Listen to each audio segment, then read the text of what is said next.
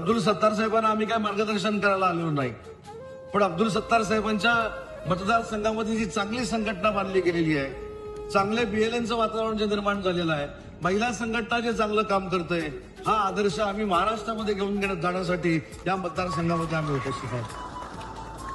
त्याच्यामुळे तुम्ही असं समजून घेऊ नका की आम्ही अब्दुल सत्तार साहेबांचा आढावा घ्यायला आलोय, कारण अब्दुल सत्तार साहेब आमचा आढावा घेण्या एवढे पक्षामध्ये मोठे आहेत हे मला नम्रतापूर्वक तुम्हाला सांगितलं. आणि म्हणून सत्तार साहेब, तुम्ही ज्या पद्धतीनं पक्षाची भूमिका या ठिकाणी मांडली, पक्षाकडनं ज्या अपेक्षा आपण व्यक्त केल्या, साहेबांकडे काही संदेश पोहोचवण्याची आपण विनंती केली, या मागची तळमळ आम्ही समजू शकतो. आणि तुम्ही मतदारसंघ बांधत असताना या लोकांसाठी केलेलं काम आम्ही समजू शकतो. हा मतदारसंघ बांधण्यासाठी केलेली तपश्चर्या आम्ही समजू शकतो, कारण आम्ही सगळे देखील याच फेजमधनं गेलेले कार्यकर्ते आहोत.